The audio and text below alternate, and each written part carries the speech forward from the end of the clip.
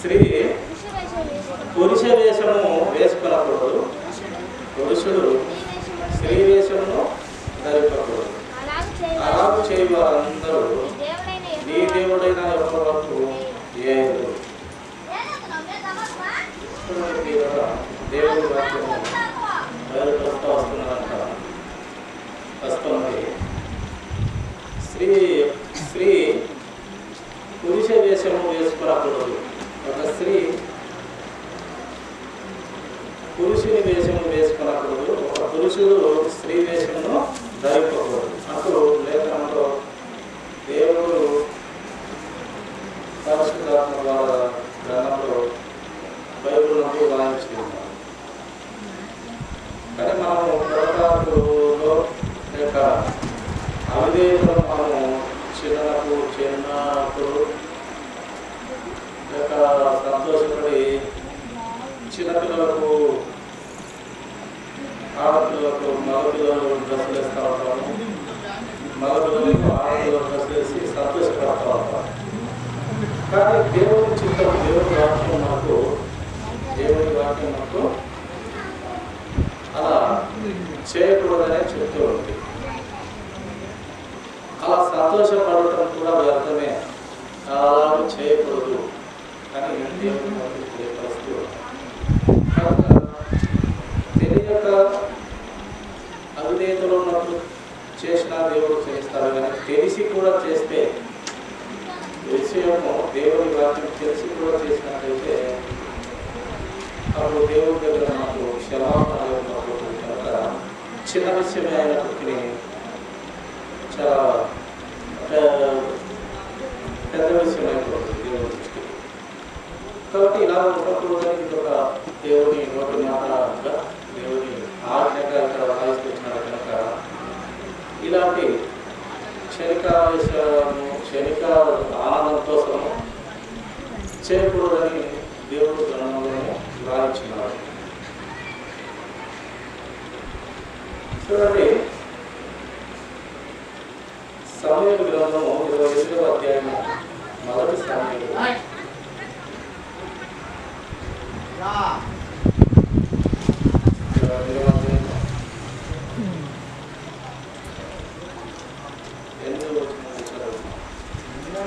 కాబట్టి సౌలు మారువేషము ధరించి వేరుబట్టును తొలుగుకొని 2 మనుషులను వెంటబెట్టుకొని పోయి రాత్రి వేళ ఆ స్త్రీలకు వచ్చి కర్ణపిశాచము ద్వారా నాకు శకలం చెప్పి నాకు మాట్లాడుటకై నేను మీతో చెప్పువాని రప్పించుకొని కోరినాడు. ఈ యొక్క సౌలు రాజు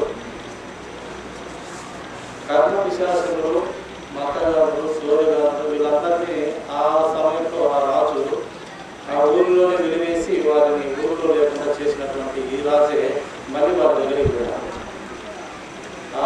ఆ ఒక రాజ్యంలోనే లేకుండా చేసినాడు. దేవుని ఆజ్ఞ మేరకు, దేవుని మాట మేరకు వారు ఉండకూడదు, ఊరిలో ఉండకూడదు. ఊరు కర్ణపిశాచం గలవారు, ఈ యొక్క శత్రుగారు ఇలాంటి వాళ్ళతో ఉండదు. వాళ్ళ మాటల వల్ల ప్రజలు నష్టపోతారని అనుకోవచ్చు. కనుక వారిని దూరం చేసిన ఈ సౌలు గారే మళ్ళీ వారి దగ్గరికి పోయి శత్రులు పడడానికి వారి దగ్గరికి పోయినారు. ఎందుకంటే వారి దగ్గర కొన్ని శక్తులు ఉన్నాయి, వారి దగ్గర కూడా కొన్ని సైతానికి సంబంధమైన శక్తులు, కొన్ని పనులలో జరుగుతారు, కొన్ని శక్తులు వారు చూపించగలుగుతారు, కల్పించగలుగుతారు. కనుక ఈయన వారి దగ్గరికి పోయినాడు. అప్పుడు ఆ స్త్రీ అంటున్నది 9వ వచనం, ఆ స్త్రీ ఇదిగో సౌలు చేయించినది నీకు తెలిసినది కాదా? అలా చేయించినాడు, వీరు ఉండకూడదనేసి వెలివేసినాడు ఊళ్ళో నుంచి. కర్ణపిశాచం గల వారిని చిల్లంగి వారిని అంట. ఇది ఒక దాంట్లో ఒక తెగ, చిల్లంగి వారిని అతడు దేశంలో ఉండకుండా నిర్మూలన చేసిన కదా. ఈ సౌలు అనబడినటువంటి వాడే ఇలా చేసినాడు, నీవు ఎవరు? ఇది రాజుకు తెలిస్తే మా ప్రాణం ఇంటికి వస్తుంది, మమ్మల్ని చంపేస్తాడు. ఇది రాజు సౌలు చేసినాడు అని ఆ యొక్క స్త్రీ చెప్తా ఉన్నది. అసోదయ చెప్పేటువంటి స్త్రీ లేక కర్మశాస్త్రులు కలిగినటువంటి ఆ యొక్క స్త్రీ వచ్చింది సౌలు గారు. వారిని ఆ ఊరిలో లేకుండా చేసింది కూడా సౌలు గారు. కానీ మారు వేషంలో పోయినారు. అక్కడ ఏదో ఇతనికి తెలియని తెలుసుకోవాలని పోయినారు. చిల్లంగి వారిని అతను దేశంలో ఉండకుండా నిర్మూలన చేశాను కదా, నీవు నా ప్రాణం కొరకు ఉరి ఎక్కి నాకు మరణమేలా రప్పించును అని అతనితో అన్నాడు. అందుకు సౌలు యెహోవా జీవముతో దీనిని బట్టి నీకు శిక్ష ఎంత మాత్రము ఉందని యెహోవా నామమున ప్రమాణం చేయగా యెహోవా నామమున ప్రమాణం చేశారు. ఇది ఈ యొక్క ఆఖరి జారీ చేసి మా ఊళ్ళో లేకుండా చేసింది ఆయన కదా. కాకపోతే మా విషయంలో కూడా ఆయన మీదైతే అసలు చెప్పారు. అలాగా మారు వేషంలో పోయినాడు. ఇక్కడ కూడా ఈ యొక్క మారు వేషంలో దేవునికి ఆసక్తి, దేవునికి నచ్చదు.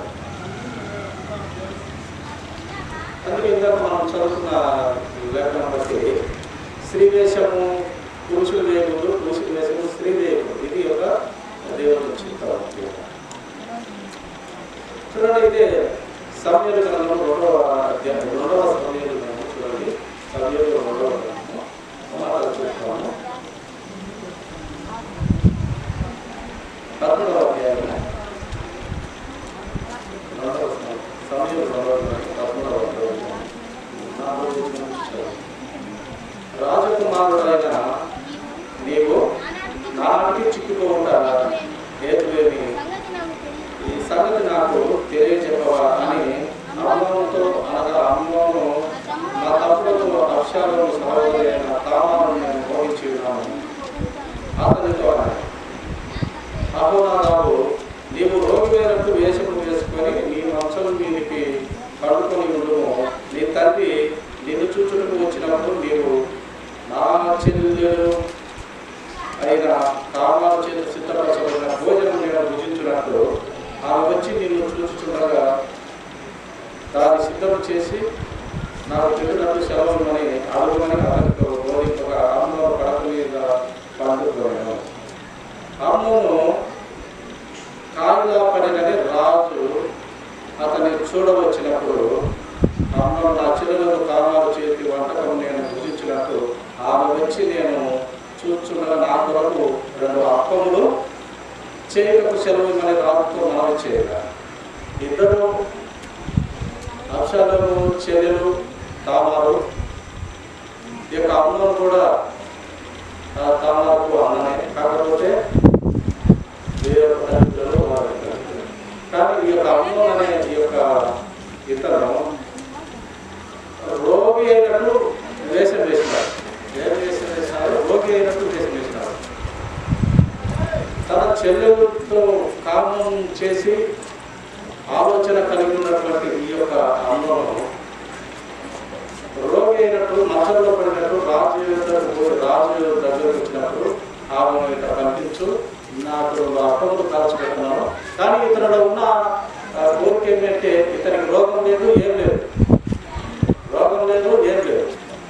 కానీ రోగి అయినట్టుగా నటిస్తున్నాడు, వేషం వేసినాడు, రోగి వేషం వేసినాడు. ఇతను ఈ యొక్క వేషాలు వేయకూడదని దేవుని వాక్యం తెలియపరుస్తున్నారు. అందుకే ఇక్కడ ఎందుకు ఇలా దేవుడు రాయిస్తూ వస్తున్నాడంటే ఒక చెల్లెలైనప్పటికీ ఇలాంటి ఉన్నట్టుగా దేవుడు రాయించినాడంటే ఈ తరంలో బతుకుతున్నా లేక ముందు తరంలో ఇంకా ఎంతో మంది ముందు తరాల్లో వారికి కూడా ఈ వాక్యము వారికి బోధపడాలి.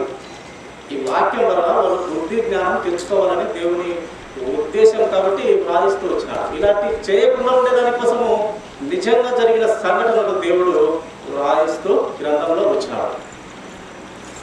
ఇది జరగకూడదు, ఇది ఉండకూడదు, ఇలాంటి సంఘటనలు జరగకూడదు అని దేవుడు వీరి ద్వారా ప్రజలందరికీ బుద్ధి జ్ఞానం నేర్పుటకు ఇలాంటి విషయాలని రాయిస్తూ వస్తూ ఉంటాడు దేవుడు. ఎందుకు రాయిస్తూ వస్తుంటాడంటే మనము ఇది విని దీని ప్రకారం ఇక్కడ తప్పు, ఈ పని చేస్తే తప్పు అని దేవుడు రాయించినాడు అని, ఇది మనం చేయకుండా మనకు మంచిది అనేది బుద్ధి కలగడానికి దేవుడు ఇక్కడ రాయించి ఉన్నాడు. పరిశుద్ధాత్మ దేవుడు చాలామంది దేవుని అర్థం చేసుకున్నటువంటి ప్రజలు బైబిల్ అంతా భూత గ్రంథము, తండ్రి కుమారులతో పోతారు, ఇంకా ఏదేదో అని పొరపాటుతో దూషిస్తూ ఉంటారు. ఈ యొక్క బైబిల్ గ్రంథం చాలా విలువ కలిగింది, శక్తి కలిగింది. ఎక్కువ దూషించబడే గ్రంథము బైబిలే. ప్రతి ఒక్కరు దూషించే గ్రంథం అంట బైబిలే. అలాగే ప్రతి ఒక్కరిని మార్చే గ్రంథం కూడా బైబిలే. ఎంతో మంది దొంగలను, వ్యభిచారులను, పనికి వారిని, బుద్ధి లేని వారిని, నరహత్తులను, దొంగతనంలో లోపులు, భ్రష్టులు, పనికి మాలిన వారిని అందరినీ, చేయరాని పాపములు చేసిన వారందరినీ మార్చేది బైబిల్ గ్రంథం. అందరూ దూషించేది బైబిల్ గ్రంథాన్ని. ప్రపంచంలో అత్యధికంగా అమ్ముడుపోతున్నటువంటి గ్రంథము బైబిలే. ఒక బుక్ ఏదైనా ఎక్కువ మోతాదులో ఎక్కువగా అమ్మడబోతున్న బుక్ ఏదైనా ఉందంటే అది కూడా బైబిలే. చాలా గొప్ప గ్రంథం. ఎంతో మంది బ్రతుకులు మార్చుతున్నటువంటి గ్రంథాలు. దీనిలో తప్పులు బట్టి, బైబిల్ గ్రంథంలో తప్పులు పెట్టి ఆ తప్పులు ఎత్తి చూపడానికి ఎంతమంది వారు చదివినారు ఓపిక. ఆ చదివిన వారు కూడా వారి తప్పులు తెలుసుకొని బైబిల్ను హత్తుకున్నారు తప్ప బైబిల్ను ఎవరో బుద్ధిమూర్ఖులు, పనికి వారు దూషిస్తారు. కానీ జ్ఞానం కలిగిన వారు చదివి దీని తప్పులుంటే వెతికి ప్రజలకు చెప్తామని కొంతమంది చదివి వారి తప్పులు తెలుసుకొని దేవుడికి పశ్చాత్తాపడి, వారి తప్పులు తెలుసుకొని పశ్చాత్తాపడి మరి బ్రతుకు మార్చుకొని బైబిల్ గుండెలకు హత్తుకొని బ్రతుకు మార్చుకోనికి దేవుడికి ఇష్టంగా బ్రతుకుతున్నటువంటి గ్రంథం కూడా ఏదైనా ఉంది అంటే కదా బైబిల్ గ్రంథం. అందుకే దేవుడు ప్రతి విషయాన్ని గ్రంథంలో చక్కగా వ్రాయించినాడు. తప్పులు జరిగినవి వ్రాయించినాడు. ఆ తప్పుల నుండి ఈ తరం వారు ఆ తప్పు మళ్ళీ చేయకుండా ఉండేదానికి వ్రాయించినాడు. ఎందుకు వ్రాయించినాడు దేవుడు? ఈ తప్పులు, పొరపాట్లు ఏంటంటే ఇలాంటి పని మళ్ళీ మీరు చేయకూడదు, వీరిని చూసి నేను బుద్ధి తెచ్చుకోండి అంటూ పరిశుద్ధాత్మ దేవుడు గ్రంథంలో మనలాంటి మనసుల ద్వారా వ్రాయించినాడు పరిశుద్ధాత్మ దేవుడు. చూడండి, మరొక లేఖనాన్ని మనం ధ్యానించాలి.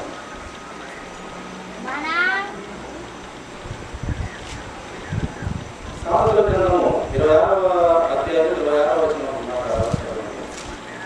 సామెతల గ్రంథం 26వ అధ్యాయం.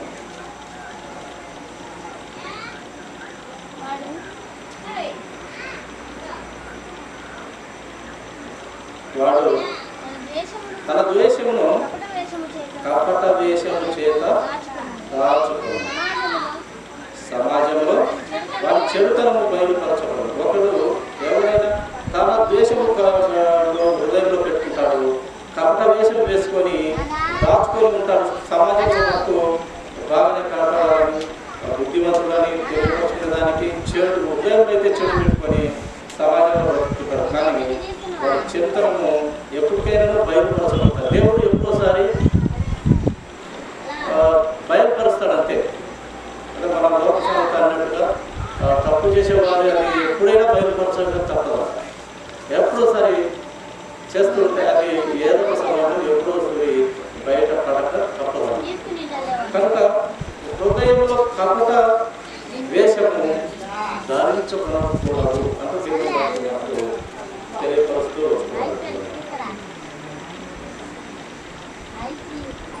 ఇర్మియా గ్రంథము 3వ అధ్యాయం 10వ వచనము. ఇర్మియా గ్రంథము 3వ అధ్యాయం 10వ వచనము.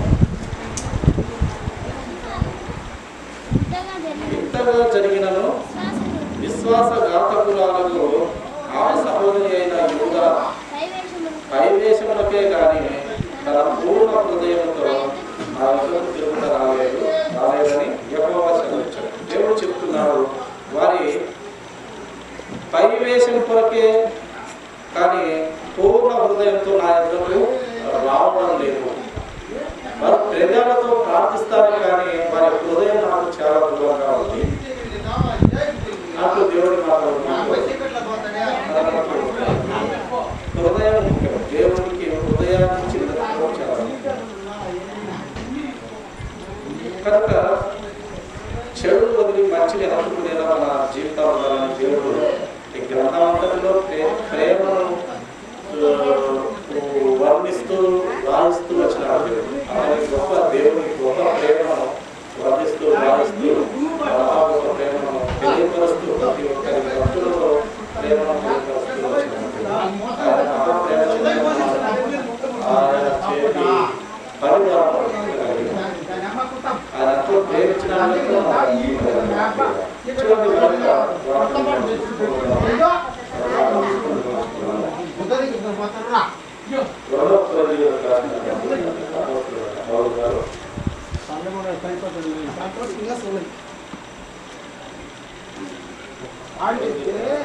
ఉడుకోక దెబ్బ మాడుకోక దెబ్బ మనం ఉండి బతకాలి. చెప్త పడుతున్నప్పుడు చెప్పుత పడినప్పుడు కాదు.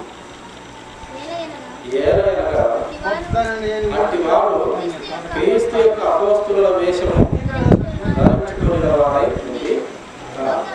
దొంగ అపోస్తులను మోసగాళ్ళ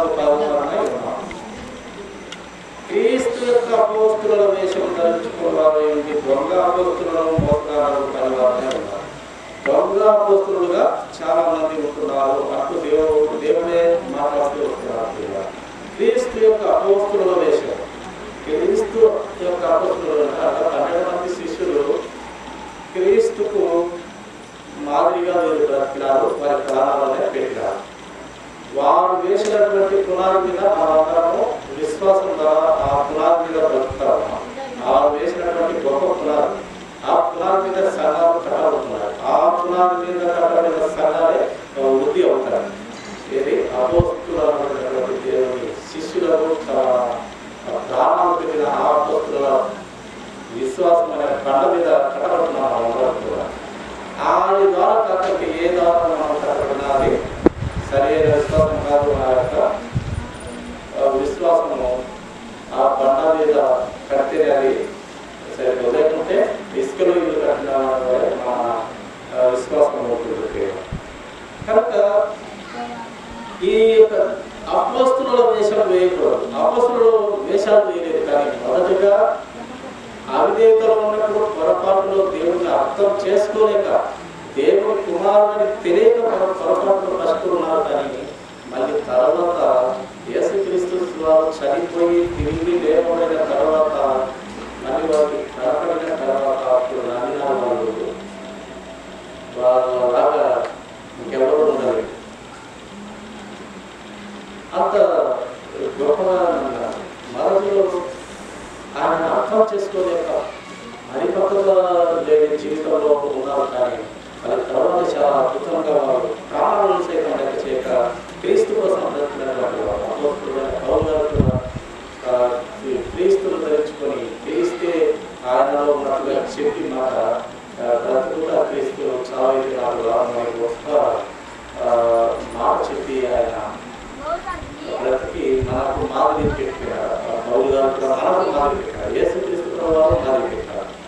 యేసుక్రీస్తు వారు ఆ 12 మంది శిష్యులు అపోస్తులతో చేస్తే, పౌలు గారితో చేస్తే 12 మంది శిష్యులు ఒకరు మైనస్ అయినా యూదాయిస్తున్నారు. మిగతా 12 మంది కూడా చాలా మనకు మాదిరి పెట్టి బ్రతికి వాళ్ళు బ్రతికి చూపించి మాదిరి పెట్టి తండ్రితో చేరినారు. అలాంటి జీవితంలో అందరూ దేవుడు కోరుతూ వస్తున్నారు. అందుకే దేవుడు అన్నాడు మాట, మీరు చాలా మంది ఈ యొక్క అపోస్తుల వేషం వేసుకుంటున్నారు.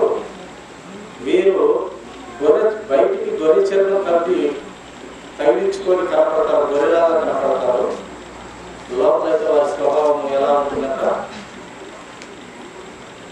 తోడైన స్వభావం ఉంటుందంట. బయటికి గొర్రె మాదిరి తగిలించుకొని ఉంటారు. హృదయంలో అయితే ఆ యొక్క గొర్రెలను తినే తోడని ఉంటుంది. అది మందరం కనకరేస్తారు. ఒకటి ఆత్మను తరిగిపోతా ఉంటుంది, తింటా ఉంటారు. కానీ ఆత్మను రక్షించే స్వభావము ఆ యొక్క తోడలో ఉండాలి.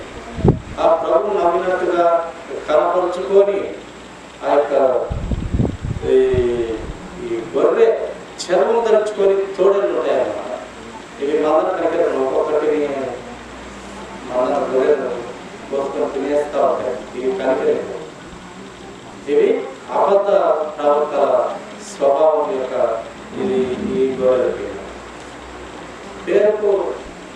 దేవుని రూపం ధరించుకొని గొర్రెపిల్ల శరణం ధరించుకుంటారు కానీ లోపల మటుకు నరుల ఆత్మను రక్షించే ఒక తోడని మాదిరిగా ఉంటారు.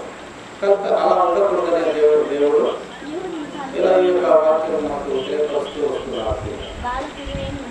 చూడండి, ఇక్కడ చివరిగా మాట మనము చూస్తున్నాము. 14 వచనం కూడా చదువు. 14 వచనంలో అది ఆశ్చర్యం కాదు, సాతాను తానే వెలుగుదూత వేషము ధరించుకుంటున్నాడు. చూడండి, ఈ సాతాను గాడు ఈ యొక్క అపవాదం అనబడే ఈ యొక్క సాతాను గాడు వీరు చాలా